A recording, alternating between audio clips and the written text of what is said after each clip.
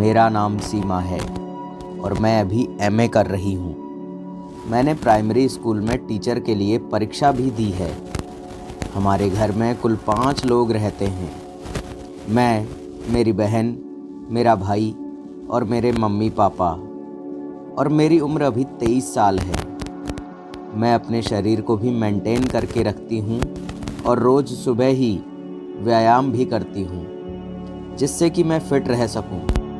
और मेरे भाई की उम्र 20 साल है।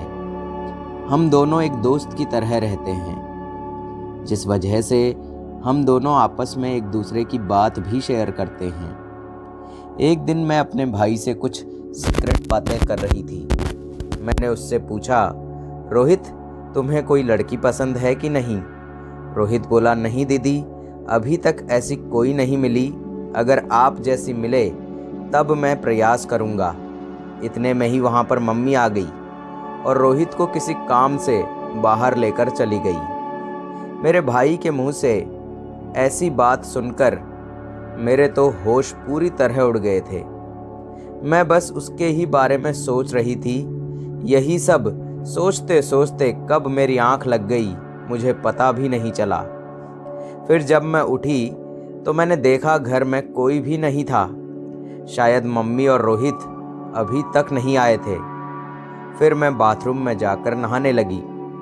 तभी मम्मी और रोहित मार्केट से आ गए तो मैं उसके पास जाकर बातें करने लगी। फिर वह अपने स्कूल चला गया और मैं भी अपने कॉलेज चली गई। मैं अपने कॉलेज में जाकर भाई के बारे में सोच ही रही थी, क्योंकि आज तक किसी ने मेरे को ऐसा नहीं कहा था। फिर तभी मेरी एक सहेली मेरे पास आई और बोली, अरे सीमा, तुम क्या सोच रही हो? इस पर मैं बोली, नीतू, मैं तो कुछ भी नहीं सोच रही हूँ। फिर मैंने उससे पूछा कि नीतू यार, कोई उपाय बताओ कि कैसे पैसे कमाए जाएं, क्योंकि अब तो हमारा कॉलेज भी ख़त्म होने वाला है।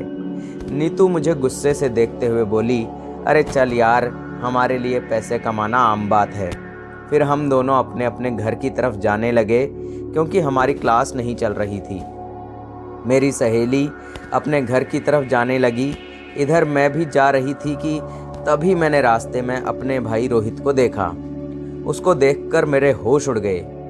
रोहित अपने साथ किसी लड़की को लेकर घूम रहा था। मुझे उस पर काफ़ी ज़्यादा गुस्सा आ रहा था, क्योंकि पापा इतनी मेहनत करके पैसा लाते हैं और हमें पढ़ने के लिए देते हैं, लेकिन ये सारा पैसा बर्बाद कर रहा है। फिर मैं उसी गुस्से में घर चली आई और रोहित के आने का इंतज़ार करने लगी। मैं मम्मी पापा को भी ये सब बातें बताना चाहती थी, लेकिन मैंने नहीं बताया कि शायद उन्हें ठेस पहुंचेगी। फिर शाम के समय जब रोहित घर आया तो मैं उसके कमरे में गई और देखा तो वो टीवी देख रहा था। मैंने उससे पूछा, रोहित, तुम मार्केट में ऐसे क्यों घूम रहे थे? उसके साथ मत रहो, वरना वो तुम्हें बर्बाद कर देगी। उसने कहा, दीदी, मैं तो घूमूंगा। उनके साथ घूमने में काफ़ी मज़ा आता है और मेरे लिए यही समय है। अब नहीं घूमूंगा तो कब घूमूंगा? वह मुझसे गुस्से में भी बोल रहा था। मैंने उसे बहुत बार समझाया कि तुम ऐसा मत करो, लेकिन वो नहीं मान रहा था।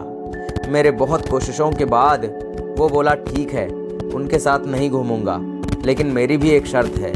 अगर तुम उसे पूरा करोगी तो मैं उनके साथ रहना भी छोड़ दूंगा। मैंने बोला, हाँ बताओ, क्या शर्त है तुम्हारी?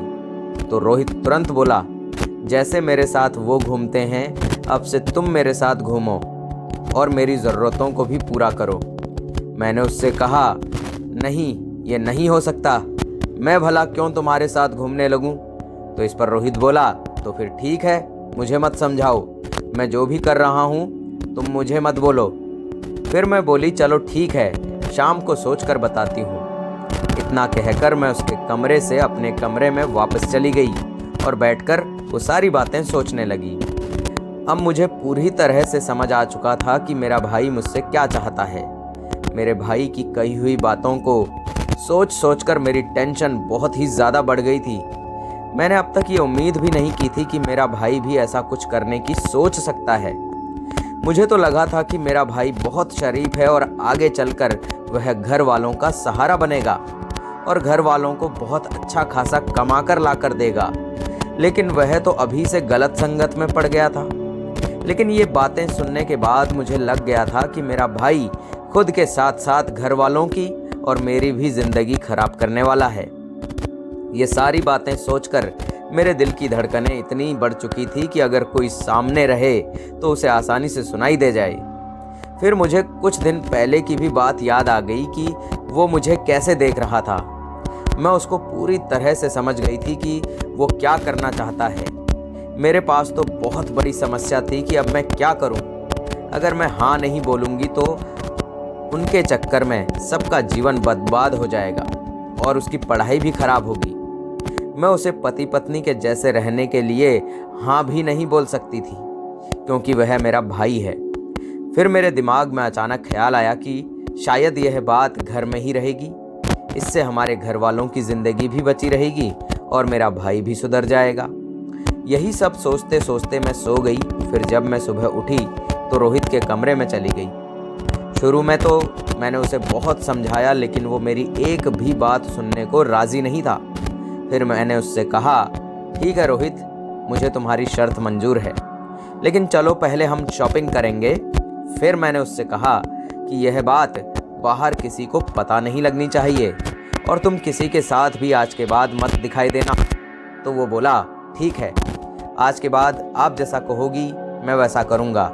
मेरे भाई से बातें सुनने के बाद मैं उनके पास गई, जिसके साथ मेरा भाई इधर उधर घूमता था, और उन्हें अच्छे से समझा कर आई। फिर आकर मैं मम्मी के पास चली गई और नाश्ता बनाने लगी, क्योंकि आज रविवार का दिन था तो हमें कहीं जाना नहीं था। फिर मैं, पापा, रोहित और छोटी बहन जो कि 8 साल की थी, हम सब लोग नाश्ता करने लगे और उसके बाद मैं और रोहित शॉपिंग करने चले गए। मार्केट जाकर रोहित ने मुझे कपड़े दिलवा दिए और अपने लिए भी कपड़े ले लिए। साथ ही मैंने मम्मी के लिए भी एक साड़ी खरीद ली। फिर शॉपिंग करके हम एक रेस्टोरेंट में गए और वहाँ से खाना खाकर घर चले आए। फिर शाम होते ही मेरा भाई मुझसे कहने लगा, चलो अब अपनी शर्त पूरी करो। तो फिर मैं भी शर्त के मुताबिक अपना काम करने लगी और उस दिन के बाद से मैं रोहित के साथ एकदम पति पत्नी की तरह रहने लगी। मैं उसका एकदम पति की तरह ध्यान रखती थी और वह भी मेरा एकदम पत्नी की तरह ध्यान रखता था। उसके बाद हमारी ज़िंदगी में जो होना था वह हो गया। मेरा भाई भी काफ़ी खुश था और साथ साथ मुझे भी काफ़ी खुशी मिली। अब मेरा भाई बहुत ज़्यादा सुधर गया है। वह किसी के साथ घूमता भी नहीं है और सिर्फ अपनी पढ़ाई पर ध्यान देता है और घर आकर मेरे साथ एकदम पति पत्नी की तरह रहता है। इस तरह से हम लोग खुशी खुशी रहने लगे। मुझे भी मजबूरी में मेरे भाई को इस तरीके से समझाना पड़ रहा था, लेकिन इसमें मेरा कोई घाटा भी तो नहीं था, क्योंकि अगर मैं उसका ध्यान नहीं रखूंगी तो फिर कौन रखेगा। लगभग 4 महीने के बाद मेरा स्कूल टीचर का ज्वाइनिंग लेटर आ गया और मैं वहाँ चली गई। अब हमारा परिवार भी अच्छे से चलने लगा था। हमारे घर में सभी लोग बहुत खुश हैं और मेरा भाई रोहित भी अपनी ज़िंदगी में कुछ अच्छा करने की राह पर चल रहा है। अगर मैंने उस दिन मेरे भाई को नहीं समझाया होता तो वो आज गलत संगत का शिकार होता और खुद के साथ साथ परिवार वालों की भी ज़िंदगी खराब कर देता। इस तरह से मैंने मेरे भाई के साथ एकदम पत्नी की तरह रहकर हमारे घर को बचा लिया। दोस्तों, कभी कभी बहुत लोगों की भलाई करने के लिए खुद को दांव पर भी लगाना पड़ता है। आप लोगों की इस कहानी के बारे में क्या राय है, कमेंट करके ज़रूर बताइएगा दोस्तों।